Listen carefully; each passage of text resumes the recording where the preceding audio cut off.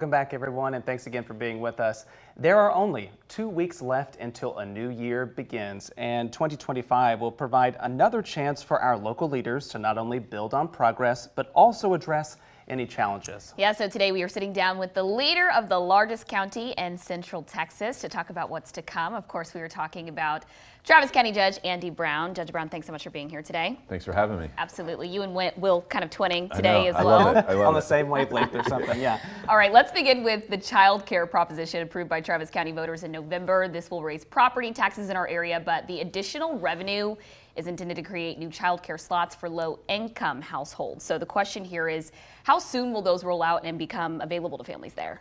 Yeah, I'm excited. 60% of Travis County voters supported this. It's going to bring affordable, high-quality child care to about 8,000 more families are going to benefit overall from the child care and the after-school parts.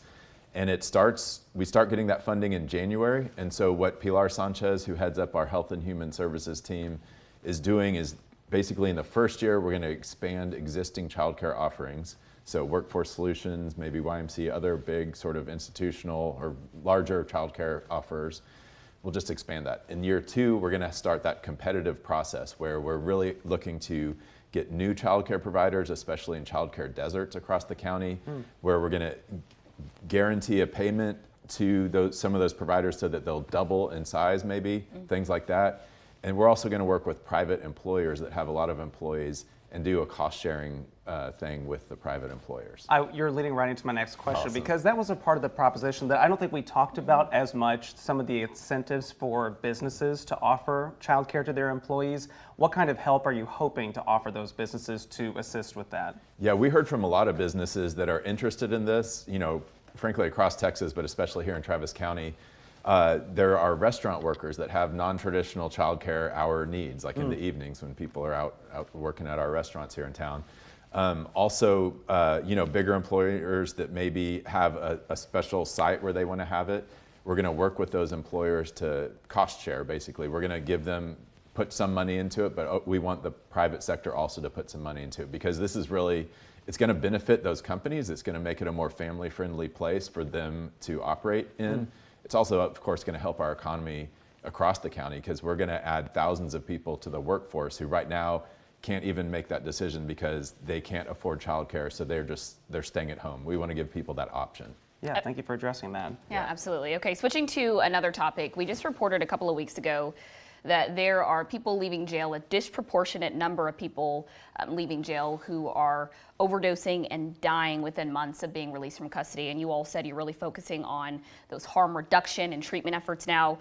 Can you talk a little bit about the $1.6 million federal grant that you all just got and how that money is going to be used in 2025? Yeah, so we got that $1.6 million from the Biden administration to help us with that sector. So it's very hard for us to tell precisely where people are overdosing, especially when they don't, frankly, when they don't die or when they don't call 911. And so this is a problem that is getting a little bit better as we let people know this year. The numbers overall of overdoses are going down. I think that's largely because of the Narcan that we've put out in the community. Where we can find specific instances and we know exactly why people are overdosing and dying, that's where we're focusing with this grant. And one of those areas is that when people get arrested, they spend time in jail, they stop using while they're in jail, their tolerance goes down for the drug. And so if they get out of jail and start using the same levels of the drug before, they're 8 times more likely to die in the months after they leave the jail than our people in our regular population. So what this will do is help us give long-acting drugs to those people. It's, of course, voluntary, similar to methadone or something that reduces the physical craving for those opioids. And this will be an injectable that they could take before leaving jail to get them through that period, hopefully continue with recovery through a medically assisted treatment program that will eliminate those deaths, that higher likelihood of death after people leave jail. One other topic that we want to address, because we have about a minute left in our conversation, you have really been a big advocate for more transit options for our area. The new session is starting in January, obviously. There are a few bills that are already on the table about funding, or at least putting state funding toward high-speed rail development. Who knows what will pushback that will face, but in your arguments, what would you say to state lawmakers about the need for that, or at least to start looking more into that? Yes, so between Taylor, Texas, where we're building a massive Samsung plant, to Austin down to San Antonio, we have an incredible need for more passenger rail services.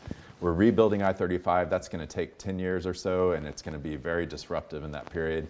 And even after that, we're going to have 8 million people in this region by 2050. We need good passenger rail service.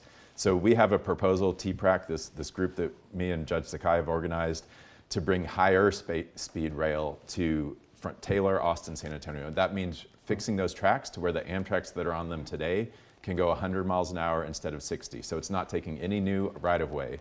It is instead improving that track. It'll help life for Union Pacific. If we can add Amtraks to that, it'll make commuting within that sector much easier as well. All right, Judge Andy Brown, thank you so much for joining us today here live in studio. Happy holidays to you. Happy holidays. We appreciate your time. All right, thank you. All right, we'll be right back.